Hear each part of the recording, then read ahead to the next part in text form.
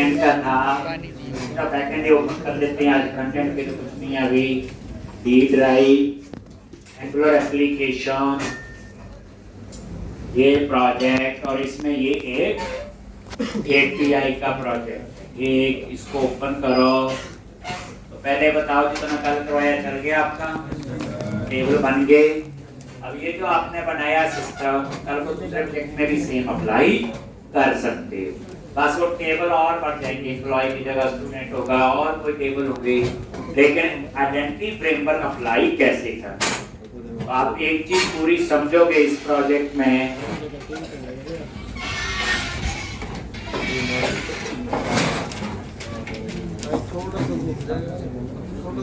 इधर ठीक, कोई बोले एपीआई में आइडेंटिटी फ्रेमवर्क, सबसे बड़ी बात समझो ये बैकएंड है, और बैकएंड जो है वो आपका सिक्योर होना चाहिए। तो ये वही हम लोग इसमें यूज कर रहे हैं। तो कल का तो हो गया था हमारा। आज हम पहले टेबल में डाटा ठीक, तो उसके लिए आप लोग क्या करते हो, प्रोग्राम डॉट cs में जाओ, क्योंकि हमारे लिए कोई स्क्रीन तो नहीं है। तो डेटा जब आप डालोगे तो यहीं पे नीचे एक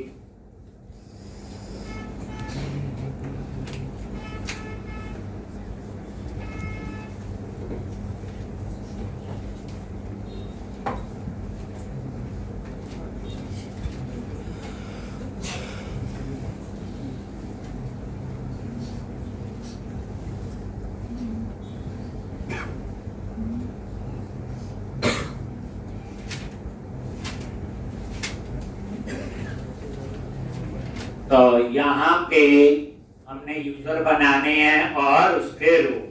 ये बच्चे मेन इस पे आ जाओ। ये जो है ये मिडलवेयर होती है, यहाँ से बताइए आपको।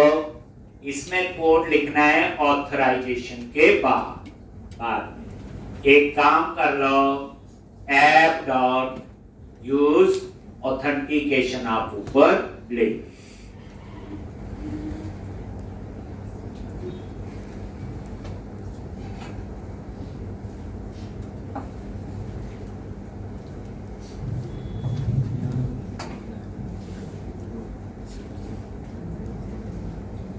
ऐप डॉट यूज ऑथेंटिकेशन, और उसके बाद आपका क्या आएगा, यूज ऑथराइजेशन।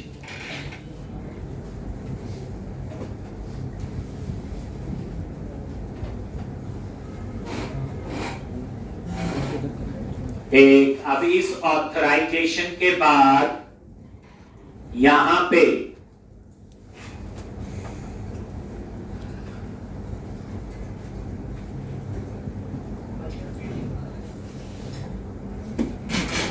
एक ऑथराइजेशन।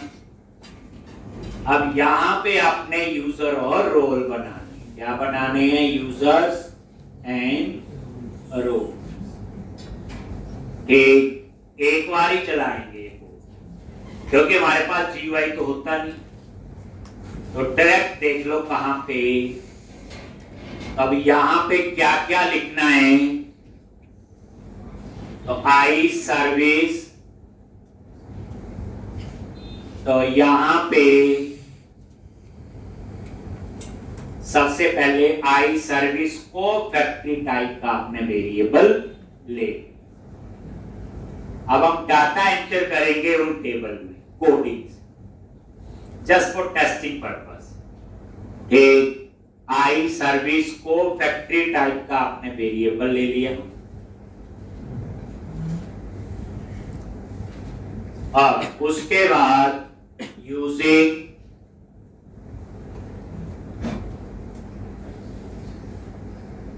यहां पे यूजिंग और वही डिस्पोजेबल ऑब्जेक्ट, और यहां पे आई और वेरिएबल का नाम दे दिया स्कोप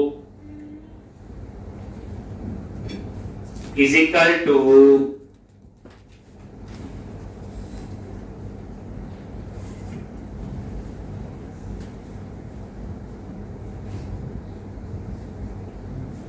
एक डॉट क्रिएट स्कोप,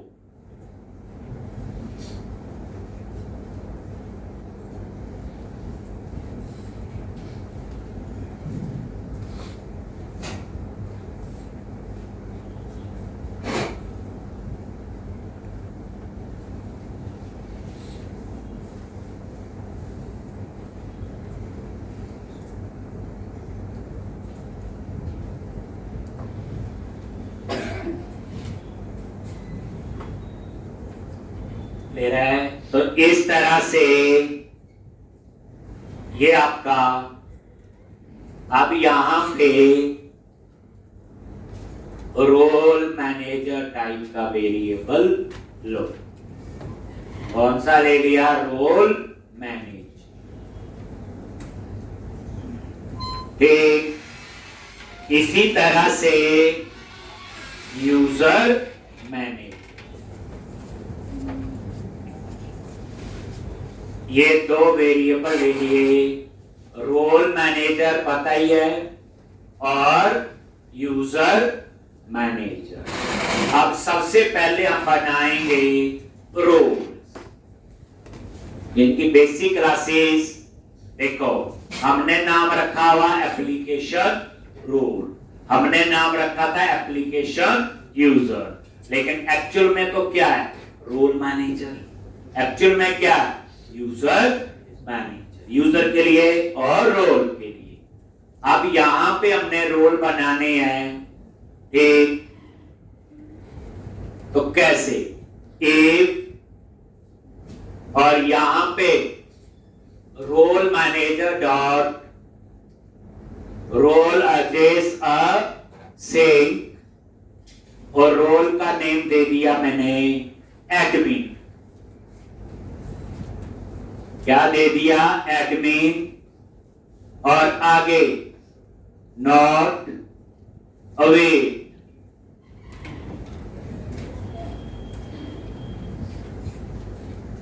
अगर ये रोल नहीं बना हो, await role manager dot role exist sync. अब एक पता है असिंक लगा है, रोल एडमिन। अगर नहीं बना है तो हम फिर रोल बनाएंगे। रोल बनाने के लिए क्या लिखोगे? वेर रोल वेरिएबल ले लिया और is equal to new application role, ठीक? और यहां पे रोल डॉट नेम, और नेम दे दिया एडमिन।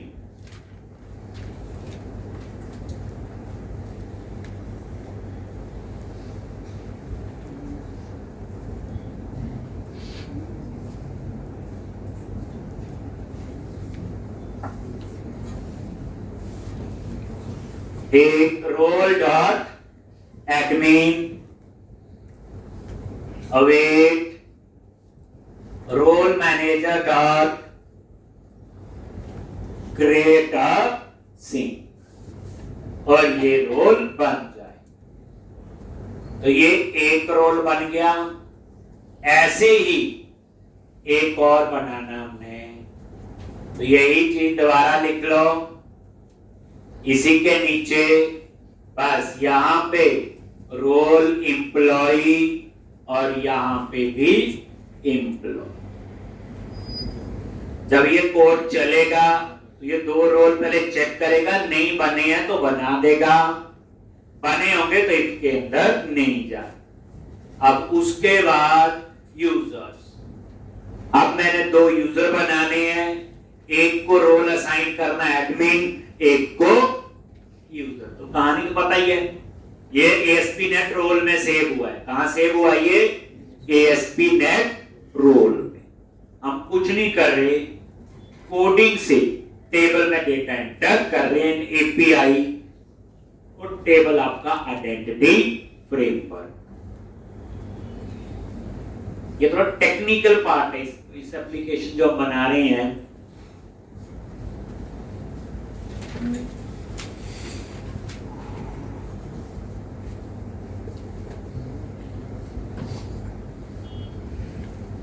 अब यहां यूजर मैनेजर, रोल मैनेजर की जगह क्या होगा? User manager. रोल की जगह user manager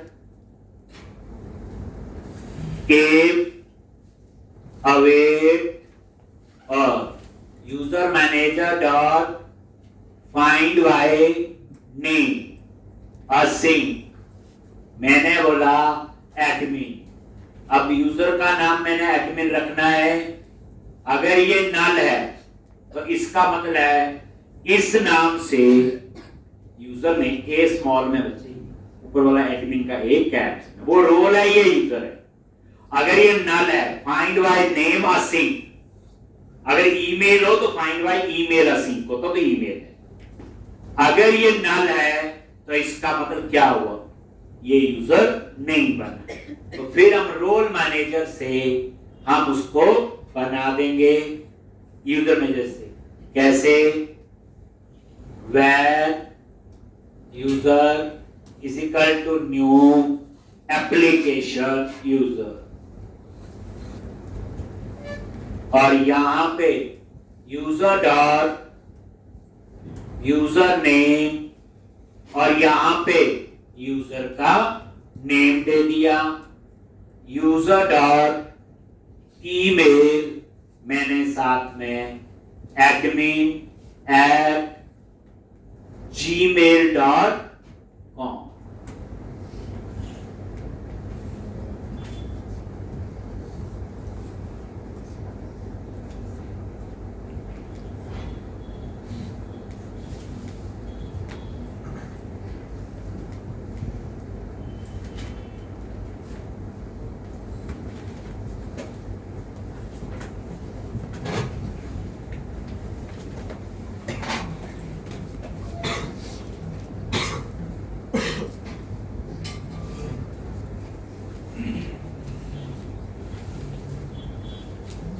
user dot email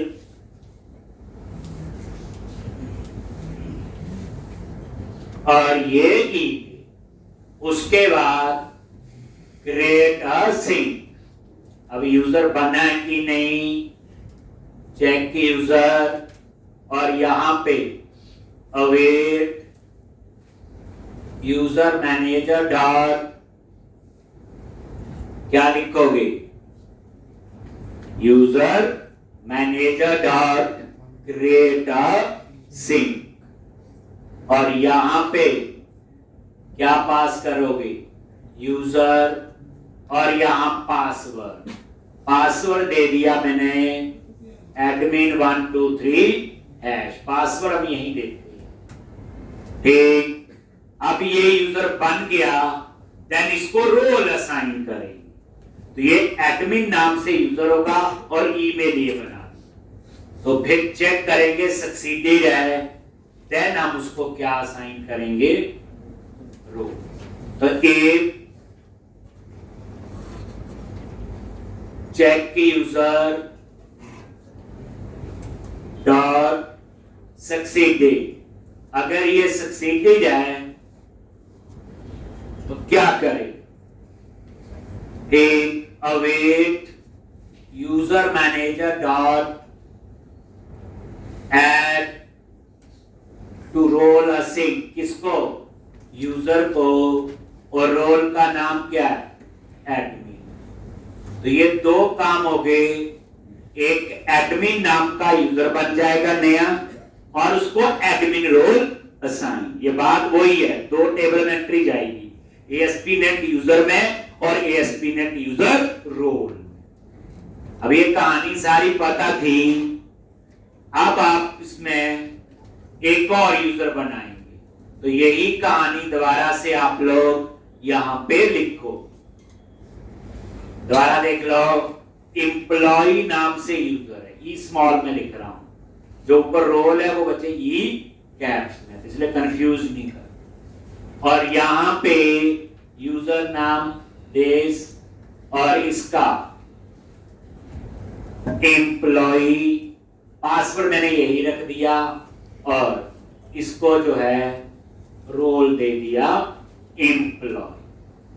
बस अब मैं यहाँ ब्रेक पॉइंट लगाऊंगा, एक बार मैं रन करूंगा तो ये कोड अपने आप चलता है program.cs का। ये दो यूजर बना देगा, दो रोल बना देगा, उन दोनों यूजर को रोल असाइन। इससे ये वेरीफाई हो गया जो टेबल बने हैं वो ठीक है। और ये क्लासेस वही है, यूजर मैनेजर और रोल मैनेजर, जो ऑलरेडी आप प्रोजेक्ट में यूज कर चुके।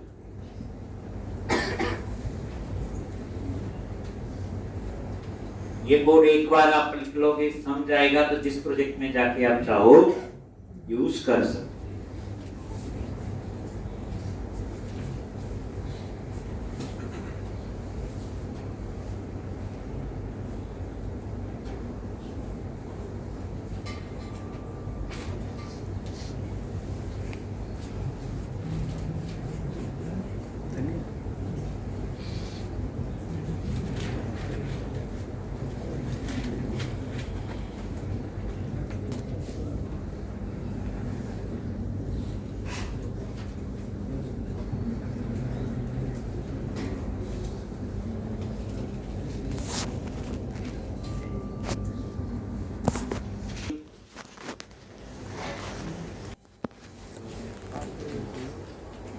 ये था ब्रेक पॉइंट।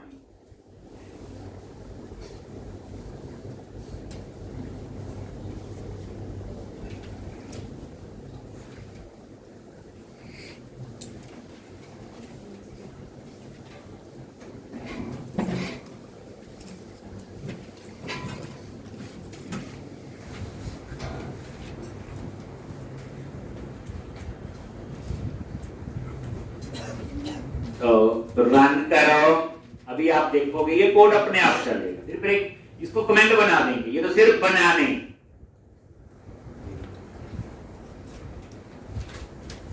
ये एपीआई में आइडेंटिटी फ्रेमवर्क इंपॉर्टेंट है। ये सेम असाइनमेंट जब जॉब में जाते हो आपको देते हैं, इस तरह से ये काम कर। फ्रंट एंड मैंगलोर हो सकता है, रेक्ट हो सकता है। ये देखो ब्रेक पॉइंट है, रुक गया यहाँ पे। F10 यहाँ गया, रोल मैनेजर क्लास का ऑब्जेक्ट, यूजर मैनेजर क्लास का ऑब्जेक्ट, ये रोल नहीं बनाए और ये नल है नहीं है। इफ के अंदर गया, टेबल तो बन गए थे, वो देख ही लिया था कल। ये लो, और ये लाइन चल गई, इसका मतलब रोल बन गया।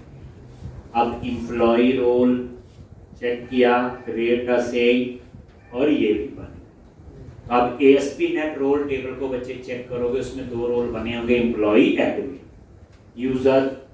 अब ASP.NET यूजर में चेक किया, इस नाम का यूजर नहीं बना होगा, तो यूजर नेम और ईमेल, और यहाँ पे वो लॉग सक्सीडेड है, लॉग, इसका मतलब यूजर बन गया। उसके बाद कहाँ जाएगा, लॉग, उस यूजर को रोल असाइन। फिर एम्प्लॉय नहीं बना हुआ, लॉजिक क्रिएट अ सिंक बन गया और उसको रोल असाइन हो गया। तो ये कहानी थी, और कंटिन्यू कर।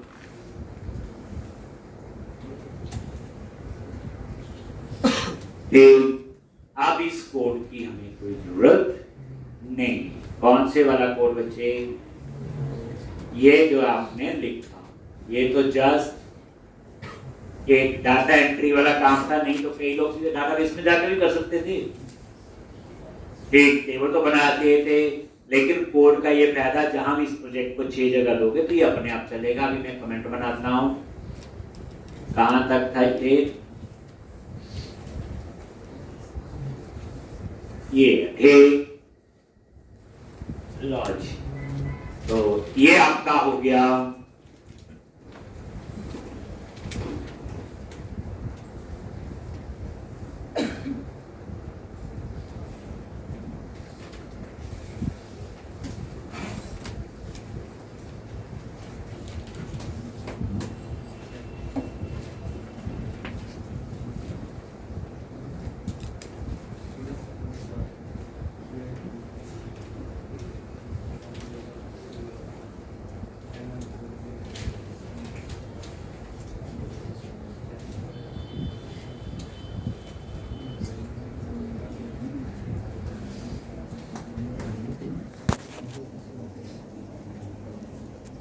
क्लियर है जी।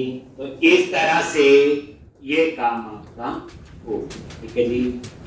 चलो अब नेक्स्ट हमने क्या करना है, असली में तो एपीआई बननी है अभी। ये तो आइडेंटिटी फ्रेमवर्क ही कॉन्फ़िगर किया। अब यहाँ पे हम लोग रिपोजिटरी के लिए, यहाँ मैं रिपोजिटरी के लिए नाम क्या रखूंगा, एक सर्विस कॉन्ट्रैक्ट और एक सर्विसेज। ठीक, जैसे हम एक रिपोजिटरी बनाते हैं, एक आई रिपोजिटरी, वही बात वही है, रिपोजिटरी लिखने से कोई फर्क नहीं पड़ता। ठीक, सर्विस कॉन्ट्रैक्ट,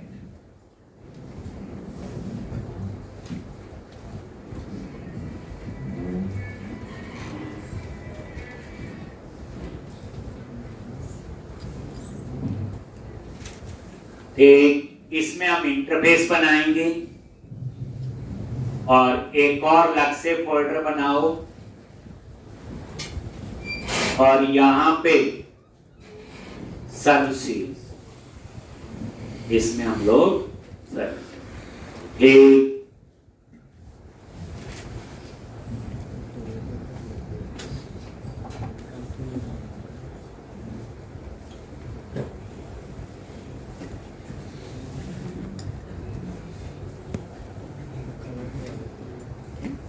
एक अब यहां पे सर्विस कॉन्ट्रैक्ट, इसके अंदर आई सर्विस कॉन्ट्रैक्ट, कुछ ऐसा हम इंटरफेस बना, आई यूजर सर्विस। एक तो सर्विस कॉन्ट्रैक्ट पे राइट क्लिक किया, ऐड क्लास और इंटरफेस, क्या चूज करो यहां पे, इंटरफेस और आई यूजर सर्विस।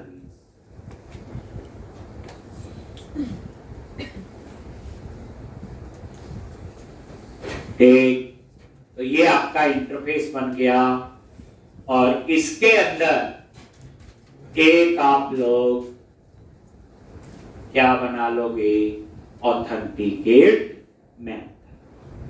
यहां पे हमने यूज करना है लॉगिन व्यू मॉडल, तो उसके लिए मैं क्लास व्यू मॉडल बनाऊंगा। बताइए क्यों बना रहे, क्यों, क्योंकि अगर हम पूरे यूजर टेबल को पास करेंगे तो यूजर टेबल में तो 50 कॉलम है, ID, name, email, phone number, post, कई चीजें हैं। और जब हमें सिंपल चेक ही करना होता है यूजर पासवर्ड ठीक है कि गलत है, तो दो ही चीजों की डिमांड होती है, यूजर नेम और पासवर्ड। तो आप इतना हैवी ऑब्जेक्ट नहीं पास करना, तो हम उसके लिए क्या बना लेंगे, एक व्यू मॉडल। तो क्या करो, यहां मॉडल पे गए, एक फोल्डर बना, ऐड, और इसका नाम रख दिया व्यू मॉडल, और राइट क्लिक किया, ऐड क्लास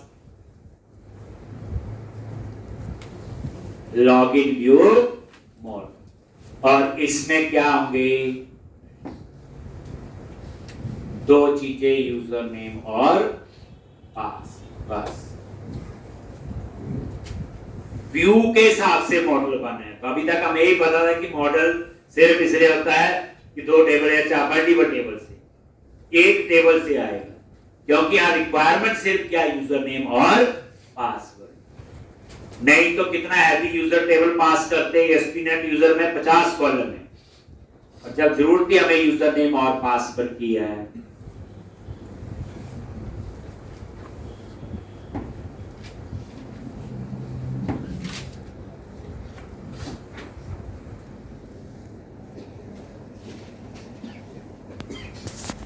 सर्विस पे तो ये इसका नेम स्पेस ऐड कर लो, और अब हम बनाएंगे class user service.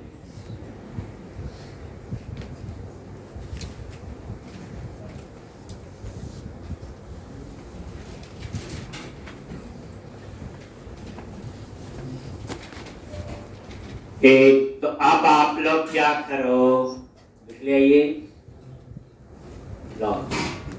Service folder पे गए और ऐड क्लास, और क्लास का नेम क्या रखना है, यूजर सर्विस।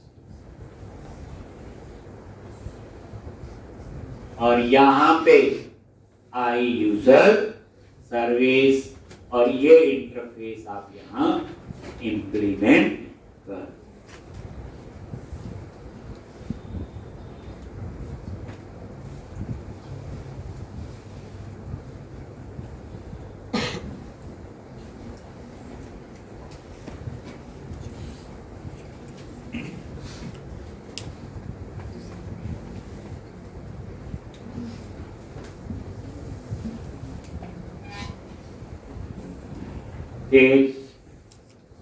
अब यहां पे चेक करना यूजर पासवर्ड ठीक है कि गलत है। अगर ठीक है तो हम उस यूजर की इंफॉर्मेशन रिटर्न करेंगे। अगर साथ में मुझे टोकन रिटर्न करना है तो फिर JWT की कहानी है। बट पहले बिना JW, तो लॉगिन के लिए होता है आपका साइन इन मैनेजर। किसके लिए होता है? लॉगिन के लिए साइन इन मैनेजर, यूजर के लिए यूजर मैनेजर, और रोल के लिए रोल मैनेजर।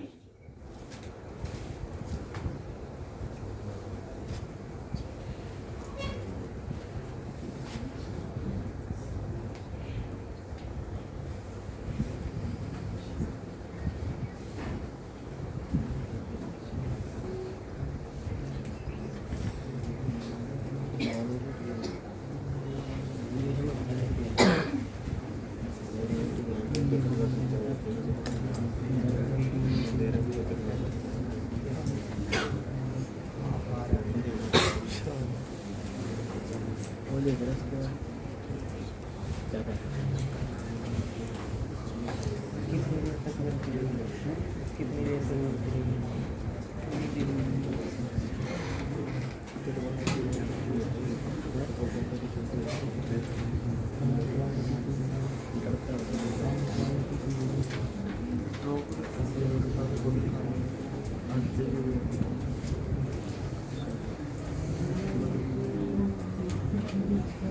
ले रहा है। अब यहां पे कौन कौन से आपको चाहिए? तो एक तो साइन इन मैनेजर चाहिए होगा,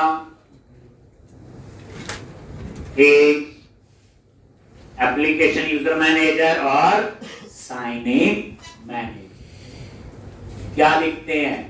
प्राइवेट और एप्लीकेशन साइन इन मैनेजर, ये लो जी एक, और दूसरा private read only application user manager, और ये आपका दोनों, ये यूजर के लिए और वो लॉगिन के लिए। और इसके कंस्ट्रक्टर में आप यहां पे ये पास कर, कैसे? एप्लीकेशन यूजर और दूसरा है एप्लीकेशन साइन इन, और application sign in application user.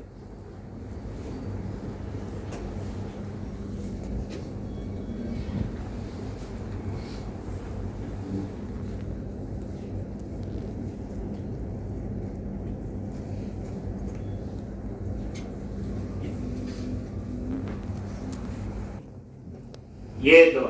अब यहां पे आ जाओ ऑथेंटिकेट। यहां पे हम सबसे पहले चेक करेंगे वे यूजर पासवर्ड ठीक है कि गलत है। ठीक है तो हम उस यूजर की इंफॉर्मेशन रिटर्न करेंगे। टोकन हम बाद में आएंगे, पहले सिंपल हम प्रोसेस चेक करें। तो ऑथेंटिकेट मेथड पे आ जाओ।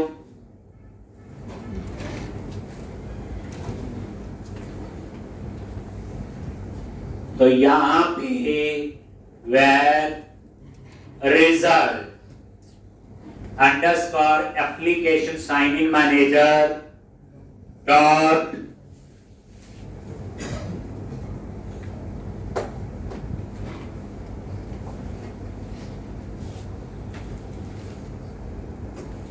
Application sign in manager dot, और यहां पे आएगा पासवर्ड साइन इन पासिंग, और यहां क्या क्या पास करना है, user name, login view model dot user name, login view model dot password, और ये परमानेंट ना करे इसलिए false.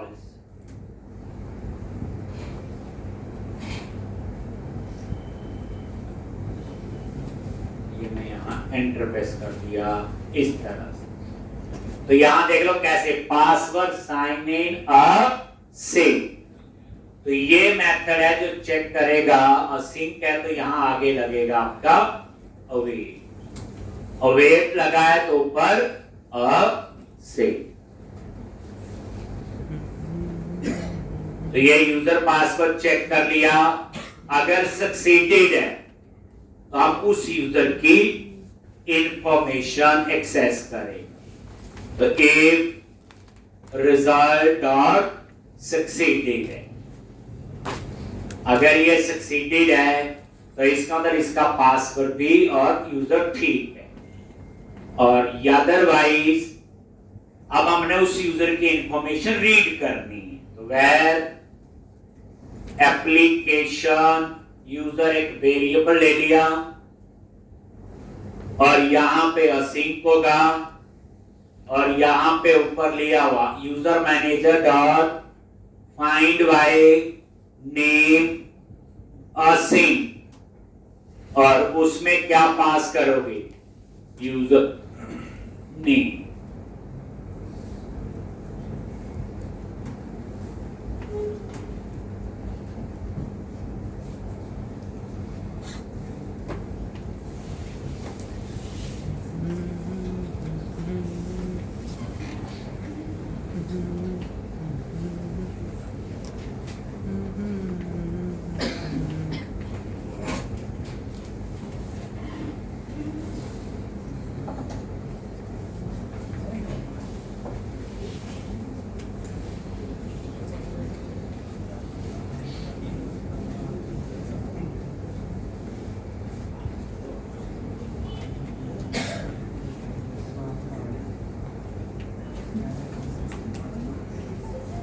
Find by name sink.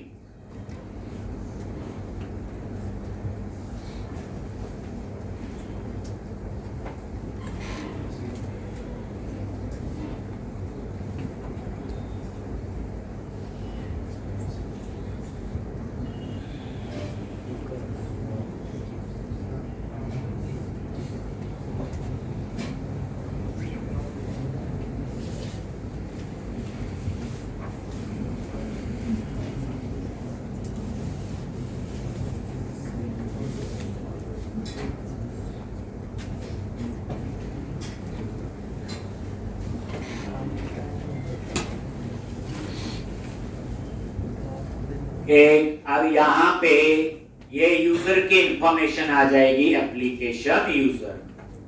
अब हमने रिटर्न करना है, तो एक बात है पासवर्ड, ये भी रिटर्न होना चाहिए, इसलिए यहां पे एम्प्टी कर दिया, और उसके बाद में यहां पे हम JWT टोकन की कहानी रखेंगे, कम से कम 15 लाइन की जगह आपने यहां पे छोड़ देनी, और उसके बाद ये रिटर्न कर दिया एप्लीकेशन यूजर, अदरवाइज रिटर्न कर दिया नल।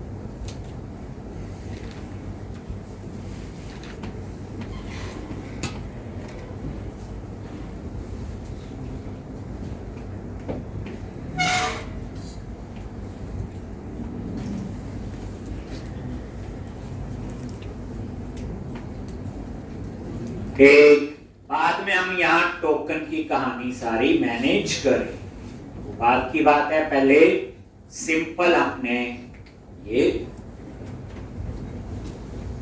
एक अगर सक्सीडेड है तो यहां जाएगा, नहीं तो बाहर। ठीक, तो ये था, ये मैथड। ये यहां 15 क्लाइंट का कोड लिख देंगे, जैसे पहले आपने JWT की कहानी बनाई। हो गया। अब ये आपकी क्या बना, ये तो सिंपल रिपोजिटरी है, एक आई यूजर सर्विस और यूजर सर्विस। काम तभी करेंगी जब program.cs में ऐड करें। और इसके लिए देखो ये लिखा हुआ बच्चे, जो आपको कल कोड मिला था, इस लाइन को अनकमेंट कर दो। लिखना चाहो ये देखो,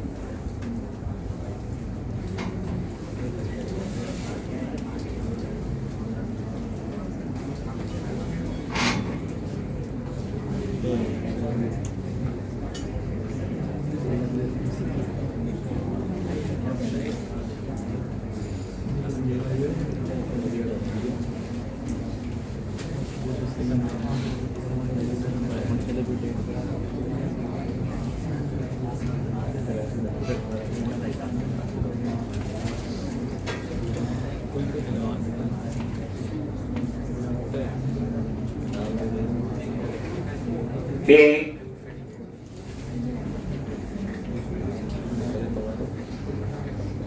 तो ये था आपका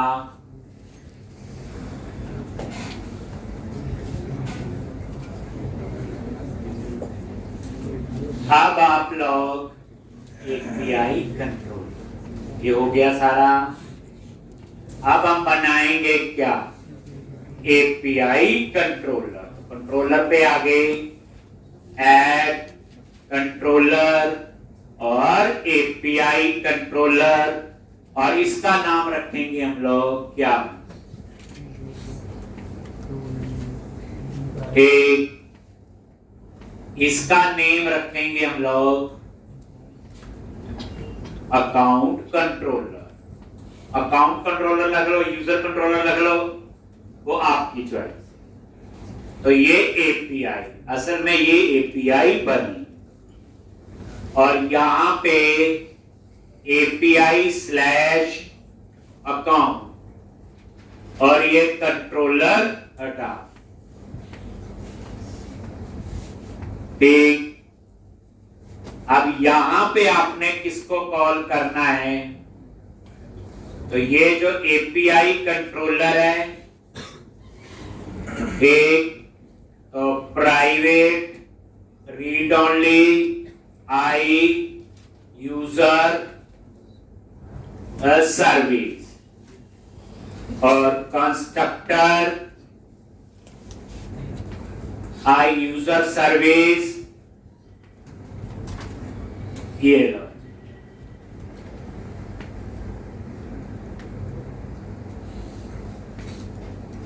एक तो अब यहां पे ये वो कॉल कर लिया। अब यहां पे HTTP पोस्ट टैग और यहां पे हम एक मेथड बनाएंगे ऑथेंटिकेट। टैग ये आपका पता ही है, जो URL बनेगा API/account/authenticate public async task I action result authenticate और जब सबमिट होके डेटा आएगा फ्रॉम बॉडी और यहां पे लॉगिन व्यू मॉडल।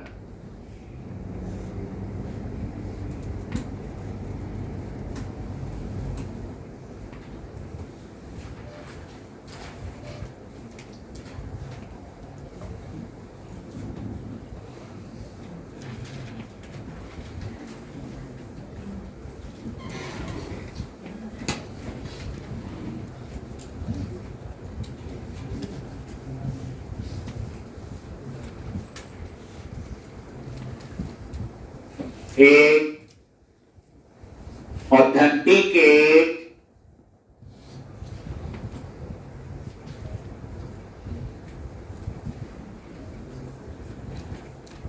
और यहां पे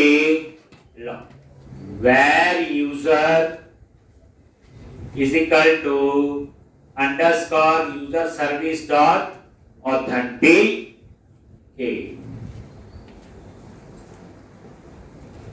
एक असिंक है, उसमें क्या आएगा अवेट लॉन्च।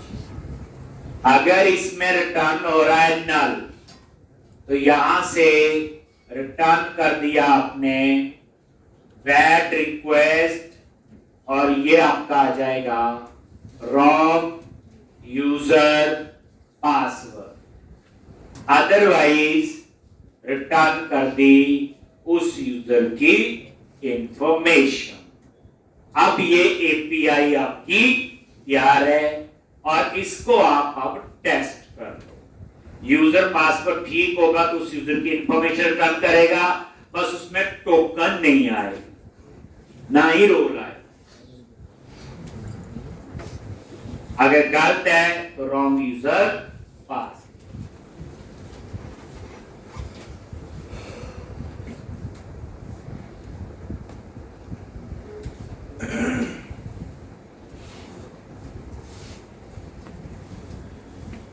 ये क्यों एरर दे रहा है?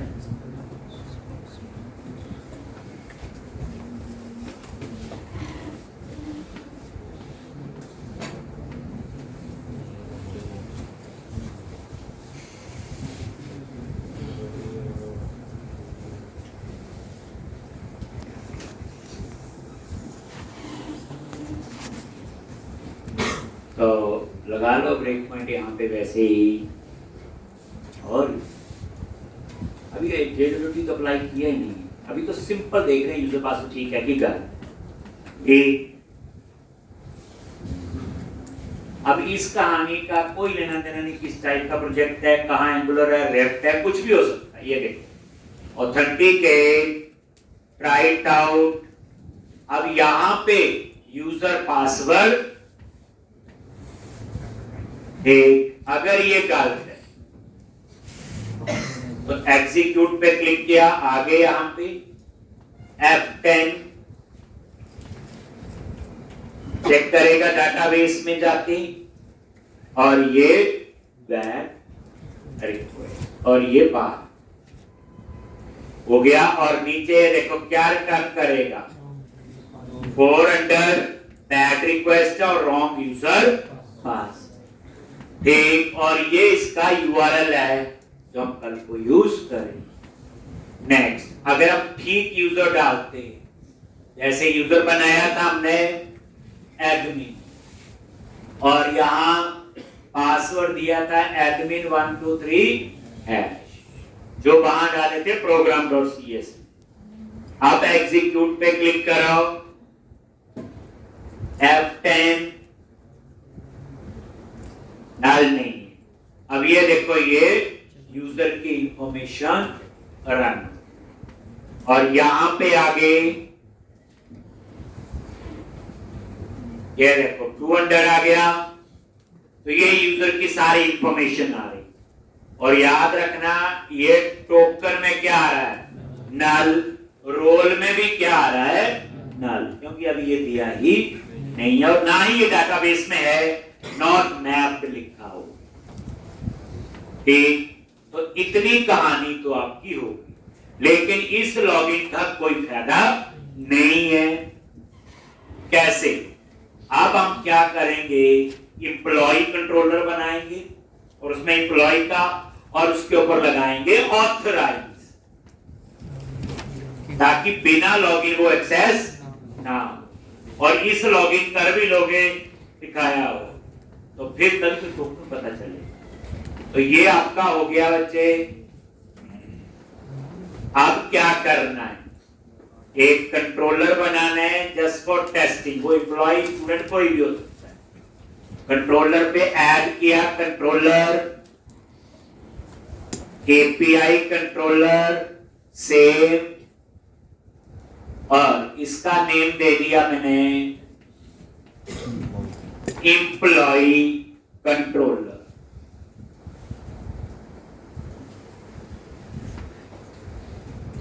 एम्प्लॉय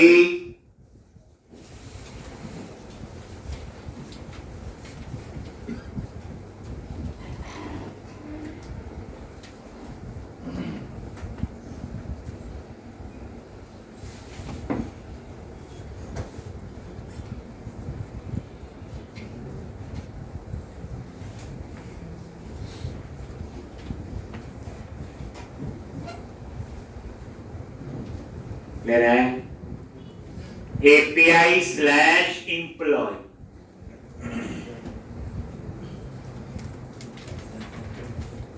और यहां पे क्या लिखोगे,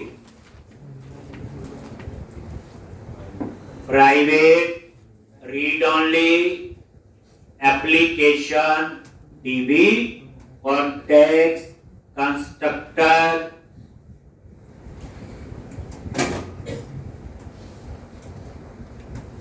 ये लॉन्च। और यहां पे एम्प्लॉय के एपीआई के लिए क्या क्या बनेंगे, वही एक गेट, एक पुट, एक पोस्ट और एक डिलीट। तो यहां पे HTTP गेट एंड पॉइंट दे दिया, पब्लिक क्या लिखोगे, आई एक्शन रिजल्ट गेट एम्प्लॉयज, ठीक। और यहां पे return okay context dot employees dot to list, यही था। उसके बाद पोस्ट एक public I action result save employ, इसका ज्यादा बताने की जरूरत नहीं है, पता है। फ्रॉम बॉडी एम्प्लॉय, बट असल में जो एपीआई बनाओ तो डीटीओ वगैरह पूरा बच्चे यूज कर। एक employ null return not found या वैलिड रिक्वेस्ट, मैसेज भी दे सकते हो बीच में। अगर ऐसा नहीं है तो फिर model state dot is valid, अगर ये वैलिड नहीं है देन तब भी बैड रिक्वेस्ट, अगर वैलिड है ऐड, और यहां पे डॉट सेव चेंजेस और रिटर्न हो। ठीक इसी तरह से पुट बना लोगे, डिलीट ऐसे बनेगा सेम, कोई ज्यादा डिफरेंस नहीं। तो ये कोड की तो आपकी प्रैक्टिस होनी चाहिए। ये पिछले क्वेश्चन में भी लिखा था, ये पोस्ट और यहीं पे इसको क्या कर दो, HTTP पोर्ट, और यहां कर दो सेव की जगह अपडेट एम्प्लॉई, और ऐड की जगह अपडेट, और ये हो गया आपका अपडेट। ठीक इसी तरह से लास्ट क्या होगा, डिलीट। तो यहां क्या लिखेंगे, HTTP डिलीट इंट, और इसमें पास करेंगे एक आईडी। ठीक तो यहां पे public I action result delete employee int ID.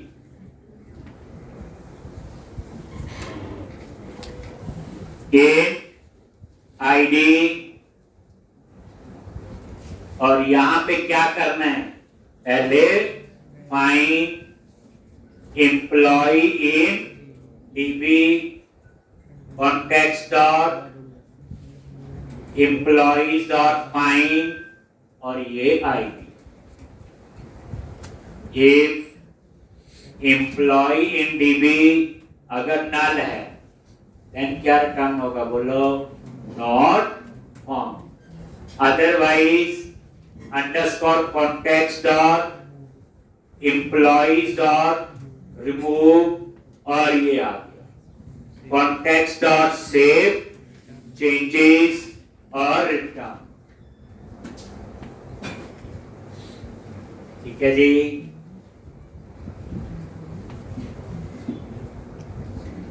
अब ये एपीआई बन गई, और इसको आप एक बार टेस्ट, तो कल हम लोग इसको पूरा देखेंगे, और फिर इसके ऊपर अप्लाई होगा JW जो हमें आता है। फिर इस एपीआई को फ्रंट एंड पे एक्सेस करेंगे, वहां से कैसे टोकन की कहानी, तो वो आपको पता चले। ये बना लोगे बच्चे, पिछले क्वेश्चन में भी आपने बनाई हुई है एम्प्लॉय की एपीआई,